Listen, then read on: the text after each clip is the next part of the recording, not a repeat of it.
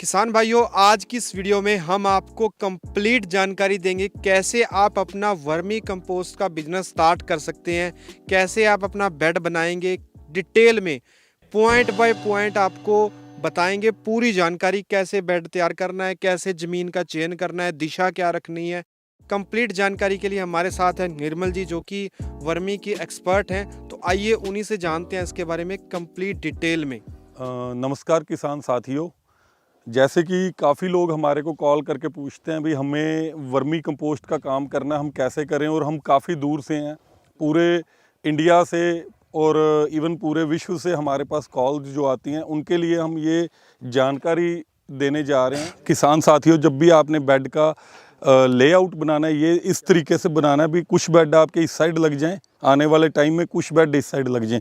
और जो ये हमने बीच में 12-13 फुट की गली छोड़नी है, इससे हमें क्या बेनिफिट मिलेगा भी, अपना जो गोबर आएगा, रॉ मटेरियल आएगा, वो यहाँ पर आप गेर सकते हैं और यहीं से इधर वाले बेड भी भरे जाएंगे और इधर वाले बेड भी भरे जाएंगे, जिससे आपको लेबर कॉस्ट बिल्कुल कम पड़ेगी।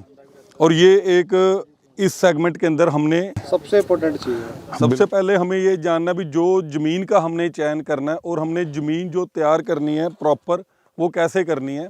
आप ये देखें भी, आपने जैसे ज़मीन जो लेनी है 9 बाई 30 फीट की ज़मीन आपने एक सेट के लिए आपने यूज़ करनी है, और उसके अंदर उसको समतल कैसे करना है ज़मीन को।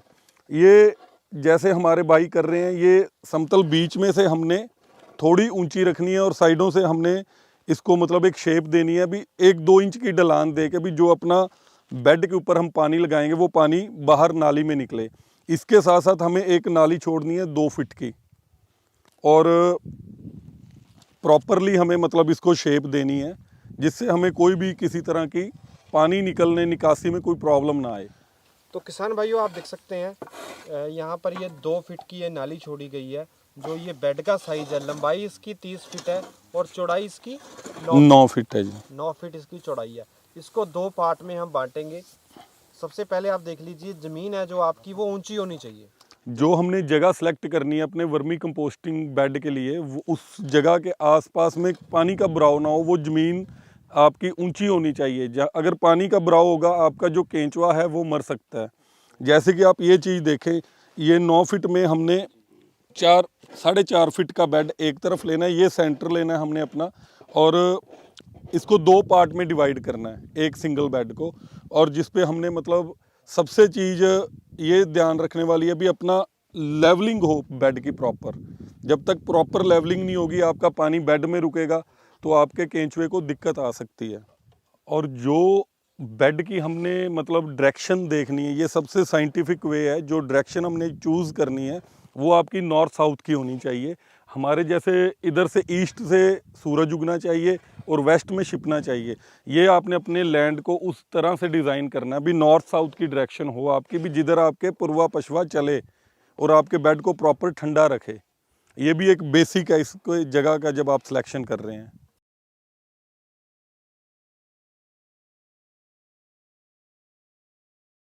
और जो हमने बेड बनाना है, बेड के साथ हमने ये 2 फीट की नाली रखनी है, जिसके अंदर हमें मतलब अपना काम करने में आसानी हो। पुराली आप यहाँ उतार सकते हो, और आपका जो वेस्ट वाटर है, जो वर्मी वॉश निकलेगा, इन्हीं नालियों से बहकर उसको आप कलेक्ट कर सकते हो। वो भी आपके लिए एक अच्छा फर्टिलाइज़र है, वो एक अच्छा मतलब आपके लिए स्प्रे में भी आप उसका यूज़ कर सकते हैं और अपने खेती के अंदर मुनाफा कमा सकते हैं। बेड के चारों साइड नाली होनी चाहिए जी। और जो आपका बेड जिस खेत में ले रहे हैं, आपको एक प्रॉपर नाली साइड में भी छोड़नी होगी। जो आपका बारिश का पानी है, जो एक्स्ट्रा वाटर है, वो यहाँ से निकल के आपके दूसरे खेत में चला जाए भी, आपके केंचुए को किसी प्रकार की कोई दिक्कत ना आए, आपकी जो बेड बने हुए हैं उनमें कोई दिक्कत ना आए। नया दोबारा से शुरू करना है तो हर बार ये करना है अपने? बिल्कुल करना है। उसका कारण बताता हूँ। जैसे आपका ये 2.5 महीने लगा रहा यहाँ पर बेड, पानी डलता रहा, क्योंकि आपकी जो हमारे नहीं प्रॉब्लम आ रही, क्योंकि हमारी लैंड अभी ये हार्ड हो चुकी है। जो नए फार्मर हैं उनकी लैंड को दोबारा जब आपने बेड को लगाना है तो एक बार उसको देखना है, चेक जरूर करना है, खड्डा ना हो बेड में कहीं भी। जहाँ खड्डा रुकेगा वहीं आपका केंचुआ मरेगा, केंचुआ वहीं खाद कच्ची छोड़ देगा, नहीं तो प्रॉपर नीचे तक बिल्कुल तय उसकी कंप्लीट बनाएगा। सर ऐसे जैसे अपने को बताया आपने अभी मुझे कि ऐसे ये हर बार जैसे, तो फिर ये शेड तो छिल छिल के समतल करने के बाद नीचे हो जाएगा ना फिर? वो आप बाहर से मिट्टी लेके कर सकते हो, जो भी आपको दिक्कत आए। अगर आपकी नाली से बेड नीचा जा रहा है तो आप बर्ती मिट्टी की बाहर से कर सकते हो। अगर बाहर से लेके डालोगे तो आपकी नाली का और वो बेड को कभी कोई प्रॉब्लम नहीं आएगी, लेवल सेम रहेगा। क्योंकि आपकी नाली 1-1.5 इंच 2 इंच नीवी रखनी है हमने, नीचे रखेंगे तभी हम उसमें कामयाब हो सकते हैं। करने के बाद उसको नाली को 2-3 इंची शेड से नीचे ही रखना है। बिल्कुल बिल्कुल 2 इंची, जिसमें आपका प्रॉपर पानी का बहाव हो जाए। सर जो हमने ईंट सेलेक्ट करनी है वो अव्वल ईंट करो, या फिर आपको अव्वल ईंट सेकंड हैंड मिल जाए, ज़रूरी नहीं नई खरीदनी है। ईंट अव्वल ही यूज़ करनी है भी आपने, अगर लंबे टाइम के लिए चलना है। क्योंकि अगर पिल्ली ईंट हम खरीदेंगे, जिसको हम लो क्वालिटी की ईंट बोलते हैं, तो वो आपकी पानी की वजह से गल जाती है और उसमें आपके दिक्कत आ सकती है। आने वाले टाइम में पैसा दोबारा से लगाना पड़ेगा जी।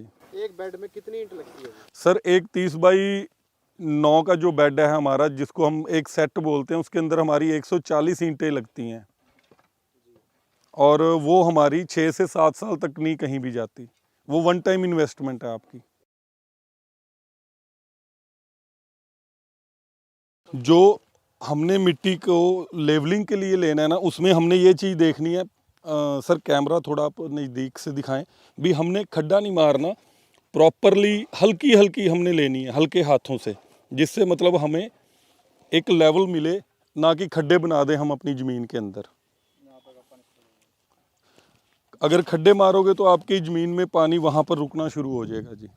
एक सर मैं और बात आपको समझाना चाहता हूँ भी, किसान भाई जो भी वर्मी कंपोस्टिंग करना चाहता है, ये एक तरह की खेती है।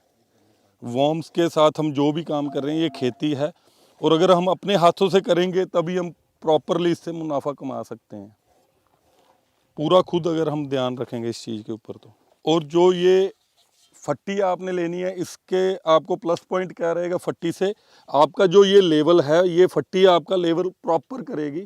लेवलिंग के लिए हमने इस फट्टी को यूज़ में लेना है, जिससे हमें हमारे पूरे बेड की ये प्रॉपरली पता चले भी हमारे बेड की कहीं से ऊंचा है या नहीं। यहाँ से मिट्टी उठा, यहाँ से ले रहे हैं तो ये देखो प्रॉपर एक लेवल जा रहा है आपका, बेड की प्रॉपर ढलान जा रही है, जिससे आपके बेड पे पानी नहीं रुकेगा। और अगर पानी नहीं रुकेगा तो आपका जो केंचुआ है वो तंदुरुस्त रहेगा, आपकी खाद जल्दी तैयार होगी। और खाद के अंदर हद से ज़्यादा पानी भी नहीं रहना चाहिए। इसी प्रकार से हमने अपने बेड को पूरा समतल करना है, जिसमें सबसे पहले हमारी नींव ये है। जब तक हम नींव पे काम नहीं करेंगे तो मकान अच्छा खड़ा नहीं होगा कभी भी।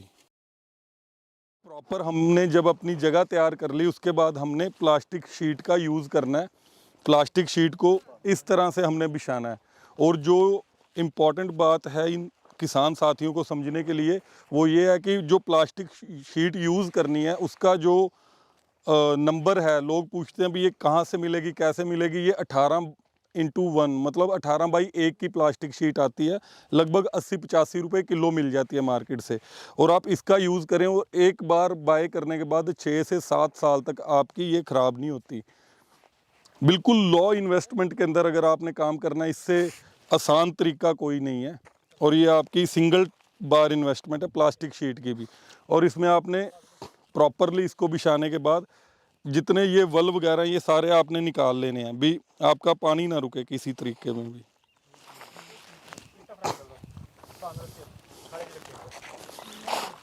अठारह बाई एक का साइज है जी दा।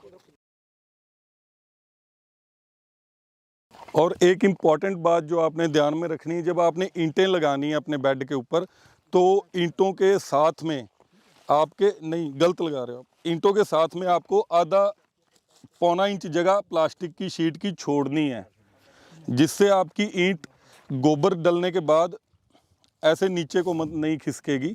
ये आपने आधा इंच पौना इंच जगह छोड़नी है ईंट के साथ, और आपकी ईंटें कभी भी नीचे नहीं, नाली में नहीं गिरेंगी, और आपका गोबर नहीं गिरेगा नाली में जी। और इसी तरीके से हमने अपने बेड की बाउंड्री बनानी है, सिंगल ईंट का यूज़ करके। और एक चीज़ ध्यान में रखने वाली और है, ईंट ऐसे नहीं लगानी कभी भी। ईंट ऐसे ही लगेगी, उल्टी ईंट लगेगी। किसान साथियों, ये अब हमारा बेड भरने के लिए तैयार है, जिसमें आपका सिर्फ 140 ईंटें और एक प्लास्टिक शीट का यूज़ हमने किया है मिट्टी के ऊपर, और इसके अलावा हमने कोई भी खर्चा नहीं किया। ये सबसे कम इन्वेस्टमेंट में आप इस तरीके से कर सकते हैं। ये प्रॉपर हमारा तैयार हो गया। अब हमने इसमें गोबर भरना है, वो आपको आगे दिखाएंगे भी इसमें गोबर कैसे भरा जाएगा। किसान साथियों, जो गोबर आपका डेयरी से या गौशाला से या आप अपना घर का कलेक्ट करके उसका ट्रॉली से जब उतरेगा और उसको आपने इस तरीके से ठंडा करना है, और ये पानी आपने तब तक मारते रहना है इसके ऊपर से जब तक ये आपका पानी नीचे से निकलना शुरू नहीं हो। जो आप ये गोबर देख रहे हैं, इसको ऑलरेडी 3-4 बार पानी लग चुका है, और आपने इसको पाइप से, कई लोग पूछते हैं पानी डालें किस चीज़ से, आपने 1 इंची आधा इंची के पाइप से आपने प्रॉपरली इसको पानी से वॉश करना है, और लगातार 2 से 3 दिन हमने अपने गोबर को सुबह शाम वॉश करना है अच्छी तरह से भी, जिससे आपके गोबर के अंदर जो भी इम्प्योरिटीज़ हैं वो सारी निकल जाएं और आपके केंचुए को कोई भी प्रॉब्लम ना आए आगे चल के खाद बनाने में। और ये बिल्कुल इतना ज़्यादा आपने पानी मारना भी जब तक आपका नीचे से ये पानी कंप्लीट ना हो जाए। इसे बोलते हैं कोल्ड प्रोसेस। और जो गोबर है, एक चीज़ और ध्यान, इससे अपने को क्या बेनिफिट मिलेगा, ये एक तरह से हम केंचुए का खाना तैयार कर रहे हैं, और जो खाना जितना नरम होगा, क्योंकि केंचुए को कोई भी दांत नहीं रहते तो उसको स्वेलो करने में आसानी होगी।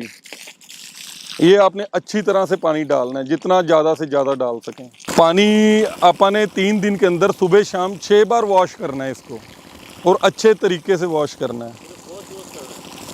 वॉश मतलब कि अच्छे तरीके से पानी निकालना है, नहीं कुछ नहीं करना। कई किसान साथियों का एक और सवाल रहता है, पाजी भी इसको कहीं कसी से पलटा वगैरह तो नहीं मारना, तो हमने किसी तरह से छेड़ने की ज़रूरत नहीं, ये पानी अपने आप ही नीचे चला जाता है। बिल्कुल बिल्कुल बिल्कुल जी, नुचड़ जाए।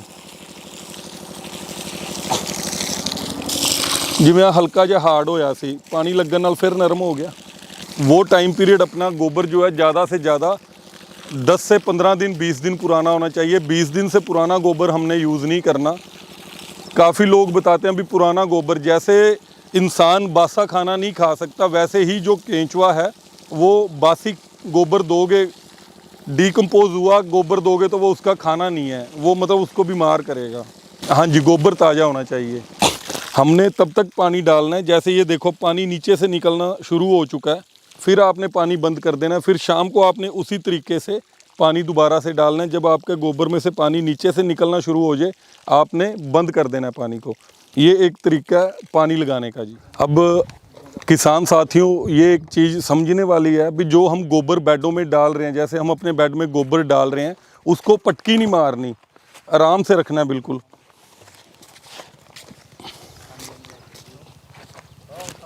जो गोबर है उसके अंदर एयरेशन बनी रहे, मतलब उसके अंदर दबाव ना आए गोबर के अंदर भी। कई तो ऐसे ऊपर खड़े होके पलटी मारनी, वो काम नहीं। इसको देखना बाई को कितने आराम से रखेगा। ये गोबर को डालने का तरीका है जी। अगर आपका गोबर इस तरीके से डलता है तो आपके बेड के अंदर हमेशा केंचुआ बढ़िया तरीके से चलेगा, जिससे उसको कोई प्रॉब्लम नहीं आएगी। प्रेस नहीं करना, ये देखना आराम से, बिल्कुल आराम से ऐसे आपने डालना है। और जैसे ही गोबर की आपको हाइट सेंटर से 1 फीट हो जाती है, तो आपने अपने हाथों से इसको एक शेप दे देनी है। प्रॉपरली हमने एक कबरनुमा शेप दे देनी है। इसको बोलते हैं विंड्रो मेथड। विंड्रो मेथड इसलिए बोलते हैं भी, जो आपकी ये कबर जैसी दिखने वाली शेप है जी। आराम नाल इत्थे सेंटर च रखो।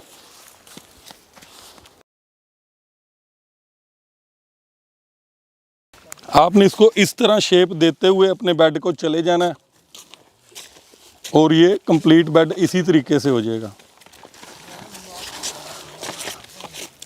एक सार बिल्कुल बेड को आपने शेप देनी है, अपने हाथों से ही देनी होती है, या आप फावड़े से दे सकते हो।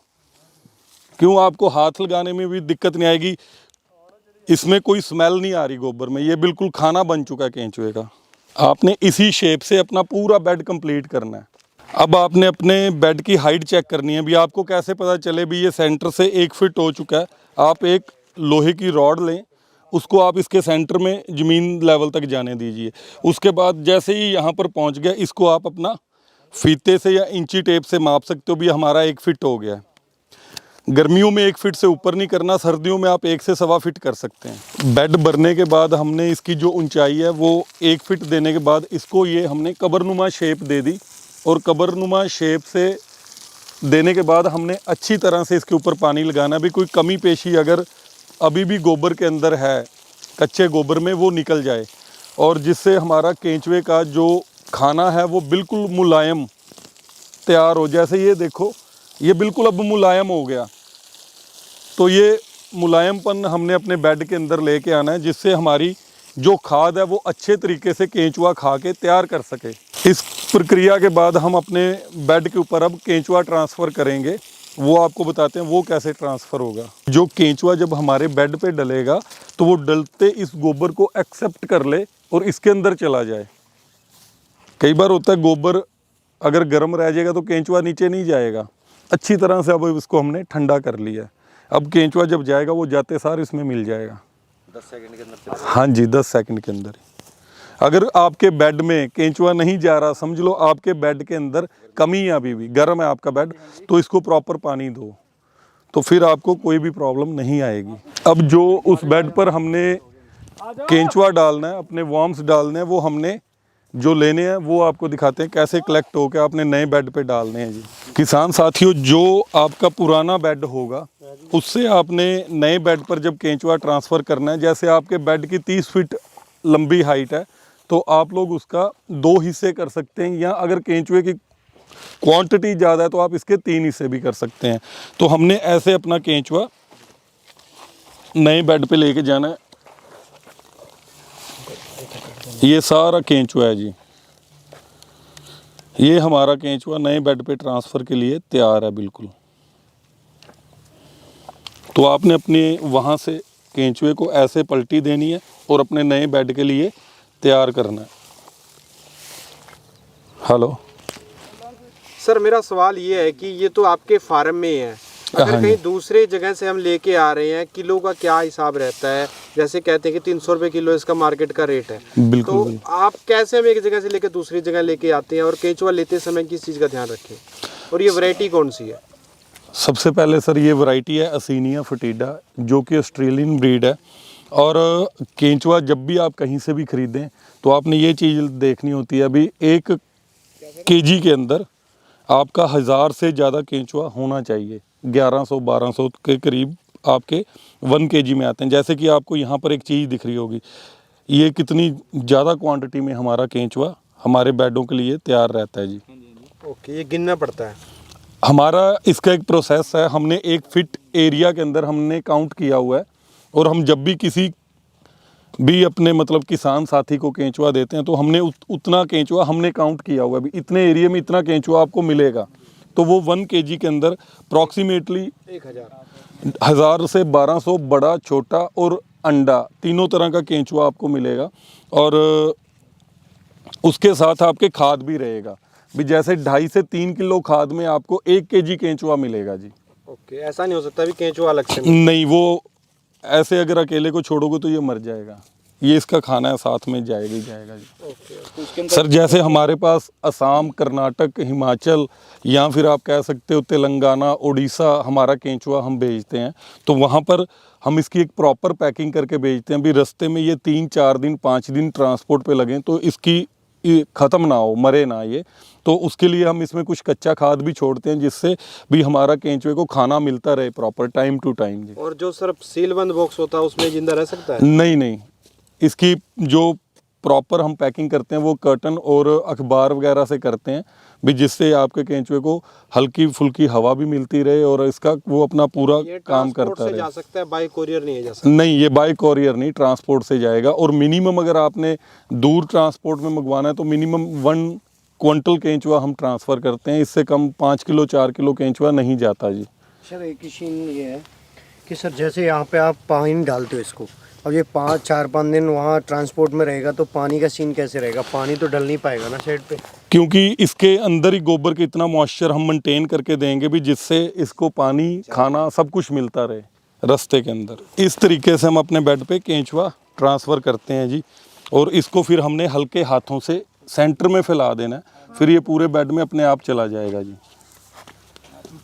अपने आप नीचे चला जाएगा। अभी आपके सामने 2 से 10 मिनट में, क्योंकि हमने अपना एनवायरनमेंट अच्छा बनाया हुआ है बेड का। ये जो आपका केंचुआ है आपके बेड के टेम्परेचर के अकॉर्डिंगली 10-15 सेकंड 20 सेकंड में आपके बेड में चला जाएगा। जैसे ये 30 फीट लंबा बेड है हमारा 1 बाई 4 बाई 1 फीट, 1 फीट में 1 kg केंचुआ डलेगा भी, वो अपने वजन का 1 दिन में खाना खाता है। तो जैसे ये 30 फीट लंबा बेड है, इसमें हमारा 15 क्विंटल गोबर के अंदर 30 kg केंचुआ डलेगा।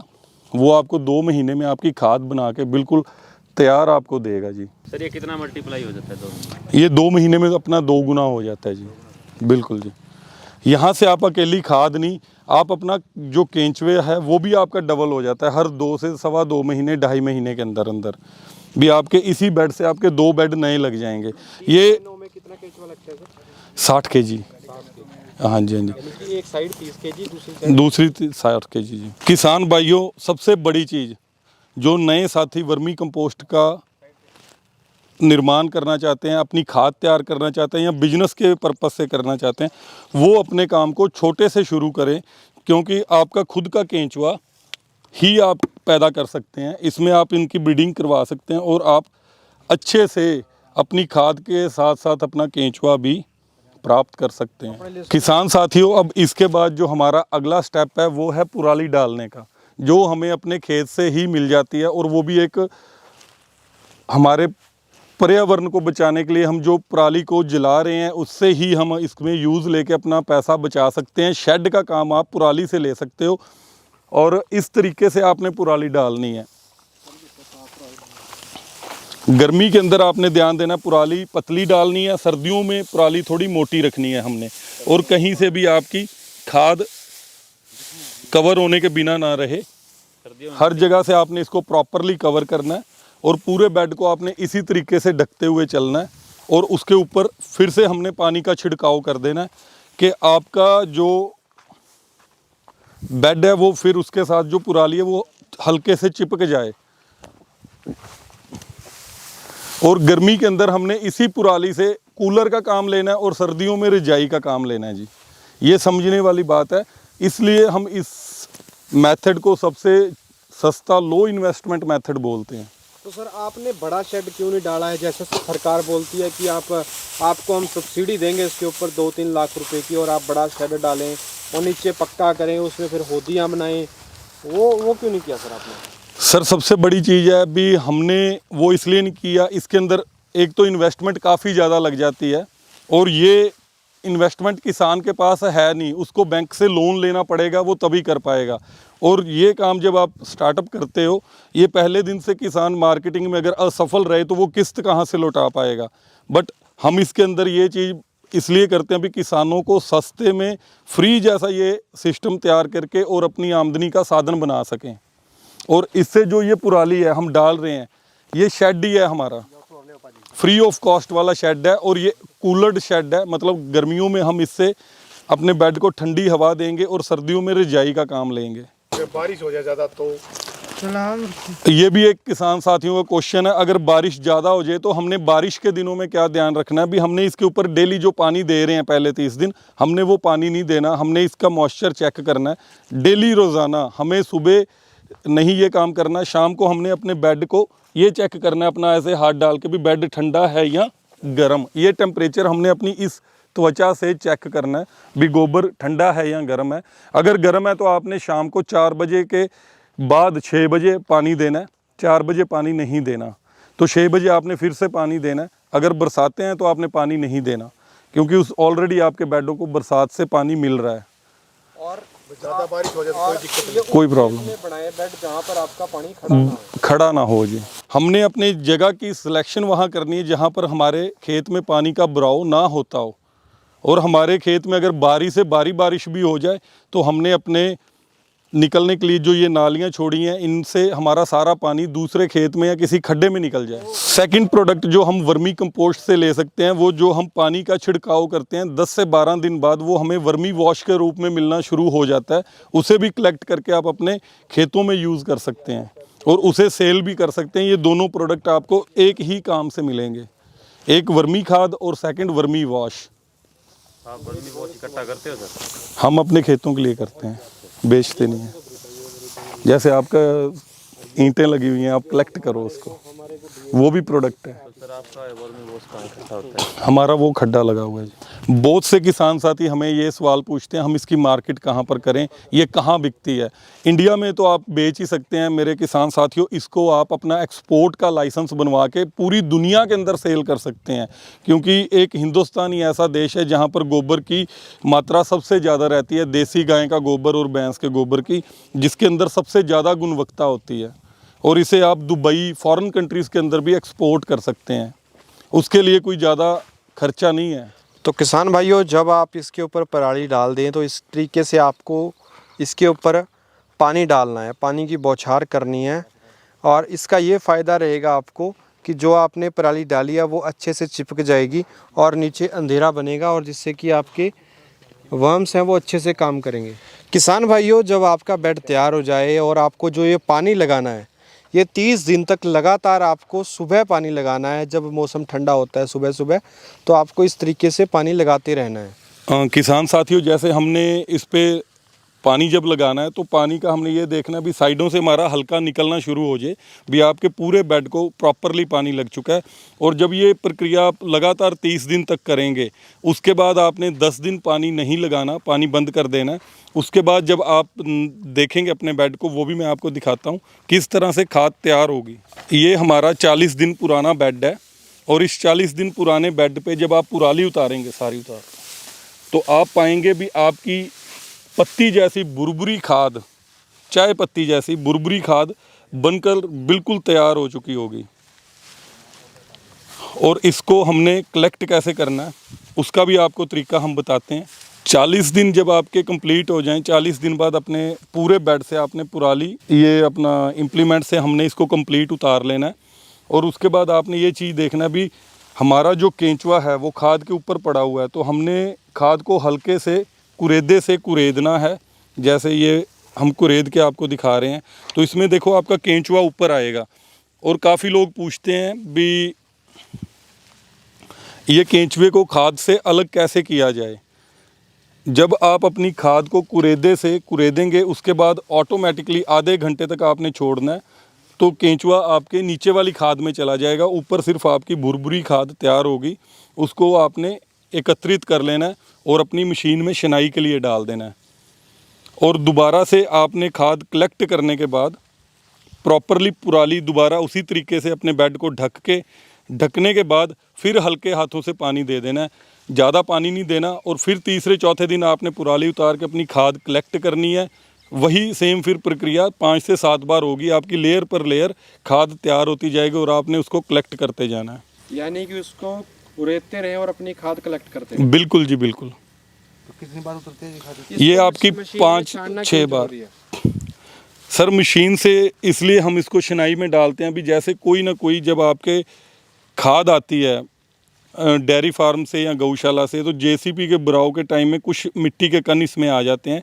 ये मिट्टी को केंचुआ नहीं खाता, आपके सामने है। और इस मिट्टी को जब आप शनाई में डालेंगे, मिट्टी अलग से हो जाएगी और आपकी जो खाद आपने कस्टमर को देनी है वो एक अच्छी रूप के अंदर आपकी खाद आपके पास उपलब्ध होगी। अगर आप इसको छांव में रखते हैं, शेड के नीचे या पेड़ों के नीचे रखते हैं, तो आपकी इसकी लाइफ है जो 2 साल तक आपके यूज़ करने के लिए अच्छी खाद रहती है जी। धूप में नहीं रखना इसको। जैसे बोलते हैं कि गोबर की खाद है वो 2 साल तक खेत को रखती रहती है और जितनी पुरानी होती है उतनी अच्छी होती है, तो इसके केस में क्या है सर? इसमें जो केंचुए ने खा के तैयार कर दिया वो एक डीकम्पोजिशन प्रक्रिया है जो आप क्वेश्चन कर रहे हैं। ये केंचुए ने खा के खाद तैयार कर दिया, ये उससे 8 गुना ज़्यादा ताकतवर है।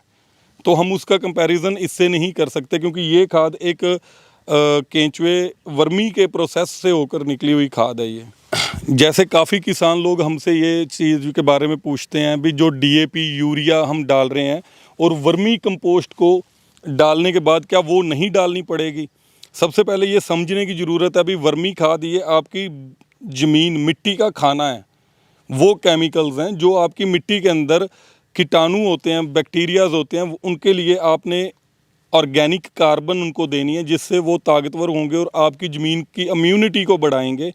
और यूरिया डीएपी डालने की फिर आपको कभी भी ज़रूरत नहीं पड़ेगी आने वाले साल 2 साल के बाद। ये खाद अपने आप में भूमि का खाना है। सर इसको हम प्रति एकड़ गेहूं धान के खेत में, गन्ने के खेत में कितनी डाल सकते हैं? अगर हम सर धान की या गेहूं की खेती कर रहे हैं तो 1 टन खाद हमें काफ़ी है। और अगर 1 एकड़ के लिए, और अगर हम बात करें कपास की और ईख की, सब्जियों की, नेट हाउस की, पॉली हाउस की, तो हम 20 से 25 क्विंटल खाद अपने प्रति एकड़ में डाल सकते हैं। ये 1 साल के लिए, 6 महीने के लिए? सर ये 6 महीने के लिए। हर बार जब नई प्लांटेशन होगी तो हर नए प्लांट को खाना चाहिए होगा। ये हर तरह का खाना, 14 तरह के तत्व इस खाद के अंदर रहते हैं। ये प्रॉपरली उस प्लांट को प्रॉपर न्यूट्रिशन देगी और उसकी खाने की हर कमी की पूर्ति करेगी यही खाद। सर ये समझने वाली चीज़ है, जो हमारी ज़मीन है वो उसके अंदर बैक्टीरिया होते हैं, कीटाणु होते हैं। जैसे हमारे ब्लड के अंदर कीटाणु होते हैं, जर्म होते हैं। वो हमारे, जैसे कईयों को कोरोना नहीं हुआ, कईयों को हो गया, उसका रीज़न क्या भी हमारे जो कीटाणु हैं वो लड़ने के लिए मतलब हमारे सक्षम है। तो जो भूमि के अंदर हम डीएपी यूरिया डाल रहे हैं वो हमारी भूमि को ख़त्म कर रहे हैं, क्योंकि वो केमिकल्स हैं। हमने अपनी भूमि को दोबारा से जीवित करना है, तो जीवित करने के लिए हमें इस खाद का प्रयोग करना ही पड़ेगा, क्योंकि ये भोजन है, वो खाद है, वो केमिकल है। ये फ़र्क है। 20 कुंटल किले 10 क्विंटल अगर आप उसमें डाल रहे हैं, गेहूँ और धान में, नरमे में भी 10 क्विंटल काफ़ी है। बिल्कुल जी बिल्कुल। 6 महीने फिर कुछ नहीं डाल। नहीं, कुछ डालने की ज़रूरत नहीं। अगर ज़रूरत पड़े तो 10-15 किलो यूरिया ज़रूर डाल सकते हैं, क्योंकि हमारी भूमि पहले से बहुत ज़्यादा उसकी आदी हो चुकी है। तो सर मैं आपसे जानना चाहता हूँ कि हमने इसके अंदर 15 क्विंटल गोबर डाला था, तो हमें खाद कितने क्विंटल मिलेगी सर?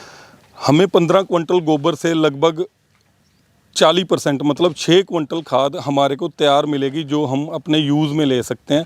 अगर किसान साथी अपने खेत में डालने के लिए खाद तैयार करते हैं तो शिनाई की कोई ज़रूरत नहीं। अगर आपने इसकी मार्केटिंग, अगर इसको बाज़ार में बेचना है, फिर शिनाई की ज़रूरत है जी। यानी कि फिर मशीन में प्रोसेसिंग करने की जरूरत है। बिल्कुल जी बिल्कुल।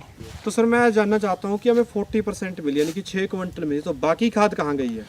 सर जो हमारा गोबर है, हमने 15 क्विंटल गोबर डाला था, वो गोबर हमारा, उसके अंदर पानी भी होता है, वज़न होता है गोबर का। तो ये जब खाद तैयार होती है, इसके अंदर वज़न उसका सूख जाता है और खाना पानी होता है इसका, वो निकल जाता है। वही वज़न आपका 40% मतलब बचता है उसके बाद खाद जी।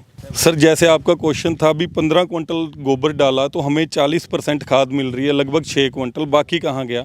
जैसे 100% पानी रहता है, 80% के करीब गोबर में पानी रहता है, मॉइस्चर रहता है, वो सूख के लास्ट में जब हमारी खाद तैयार होती है, वो टोटल 20 to 21% आपकी खाद के अंदर मॉइस्चर रहता है। बाकी का जो मतलब 60% पानी है वो उड़ जाता है। तो या वो कह सकते हो भी खाना खाने के बाद उसको केंचुए ने ख़त्म कर दिया उस मॉइस्चर को, क्योंकि केंचुए को भी पानी पीने के लिए चाहिए। तो वो आपकी सिर्फ 40% खाद आपको तैयार मिलती है जी।